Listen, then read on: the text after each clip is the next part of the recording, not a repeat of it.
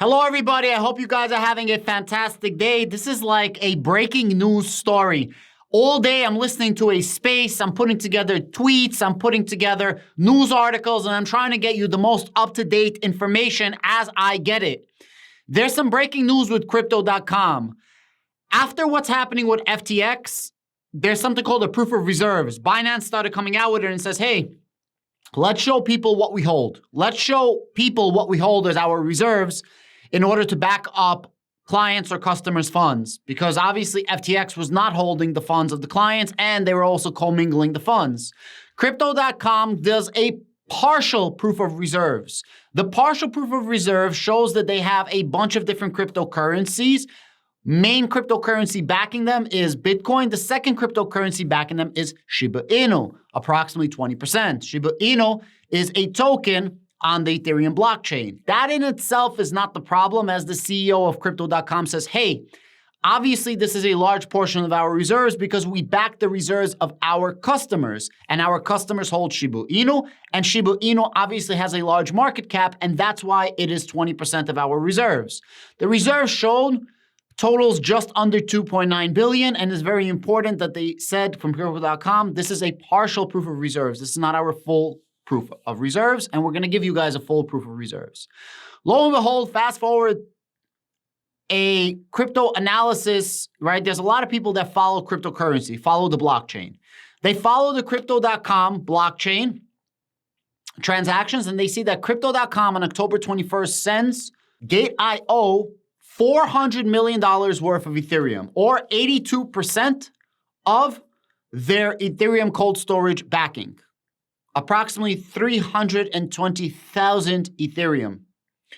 Now people are like, how the F is this possible?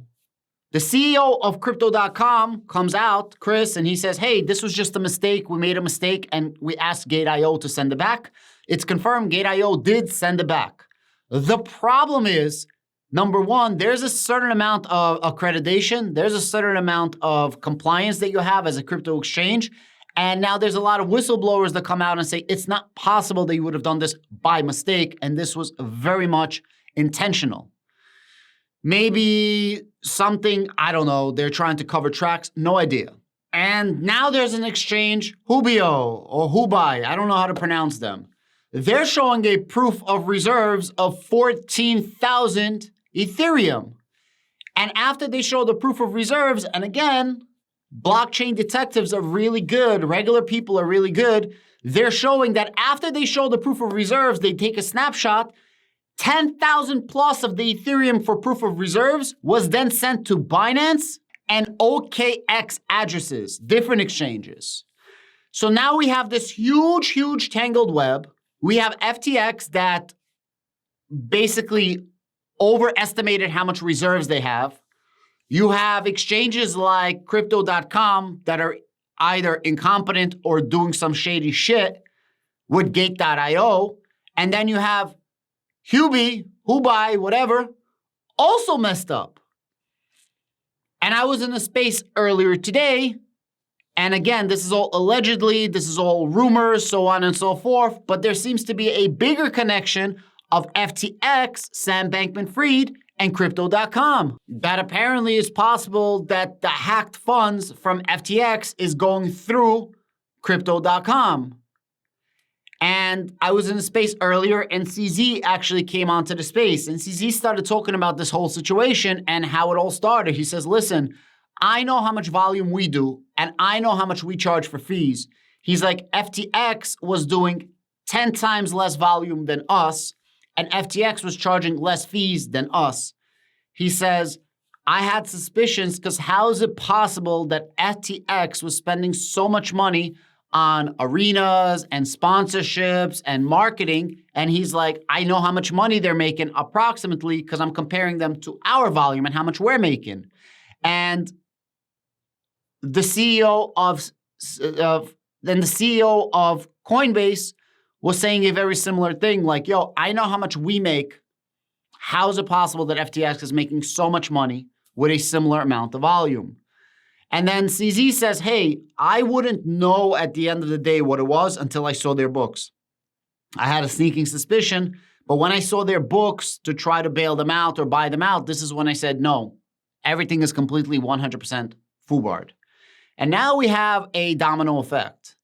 Now, in the crypto space that I was earlier, there was a guy called Gabriel. I forgot what his exact title is, but he has a lot of things to do with crypto. He's actually with CZ right now, and he says, hey, you might want to get your money off of exchanges because this is going to be a cascading dominoes effect.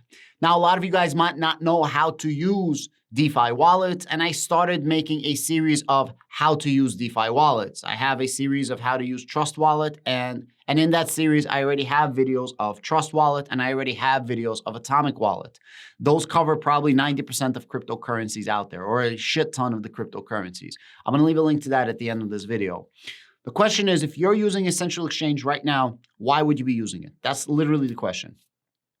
Charles Hoskinson was in the space earlier today as well. And Charles Hoskinson was saying, hey, if an exchange is giving you some type of rewards on cryptos that have staking, that's kind of like, I understand where it's coming from. The crypto exchange, if they're offering you 5% staking fee and they're getting 6% off of DeFi, well, that's how they're paying you the rewards. Allegedly, supposedly, right? Thinking outside the box. We don't actually know where it comes from, but that makes sense. But if an exchange is offering you rewards on Bitcoin, the only way they can offer you rewards on Bitcoin, since Bitcoin is not a staking platform, since Bitcoin does not offer any DeFi rewards, is by lending out your Bitcoin, is by lending out, borrowing, leveraging, margining. And that's a problem. So right now you have this domino effect of FTX dropped. We just started recovering from 3 Arrows Capital, from Celsius, from Voyager. Voyager deal is going to be done right now, of course. BlockFi is going under. FTX is already under. Probably exchange Coinbase is going to do very well because they don't do any of this crazy leverage, or I don't think, let me pick my words very carefully. Since they're under the SEC, since it's a publicly traded company, their books are a lot more open. And they don't really give a lot of lending support. They don't really give all these crazy returns because they are regulated, because they're a United States exchange. And the problem is it's very hard to compete with these other exchanges that do that. That's why Coinbase has to charge such expensive fees, and nobody wants to use Coinbase because the fees are so expensive. You understand? They have to charge the fees because they're not making money in these very risky lending plays. But because they're charging the higher fees, nobody wants to use them. And because they don't have this crazy returns through DeFi or through leveraging or margining, that's also a problem. You understand? Because people rather use an exchange like FTX or Binance or KuCoin.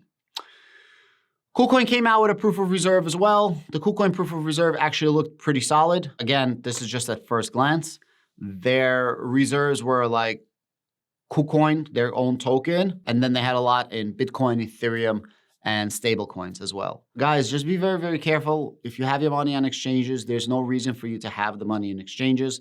There's very, very simple, just go to DeFi. And if you need to use an exchange, probably use an exchange like Coinbase. Again, I'm not telling you, I'm not shilling you, I'm not getting paid for this. I'm just letting you know, probably Coinbase will be one of the exchanges that survives this, if I had to take a guess. Crypto.com, Gate.io, Huobi, whatever it's called, those are probably going to go under, if I had to take a guess. Again, this is just speculation, my opinion. This has nothing, more than that. But be very, very careful out there. And if you do need to know how to use DeFi, please just click on one of these links. It's showing you how to set up a whole wallet and how to send your cryptocurrency from your exchange to your wallet. Guys, cryptocurrency itself is not bad.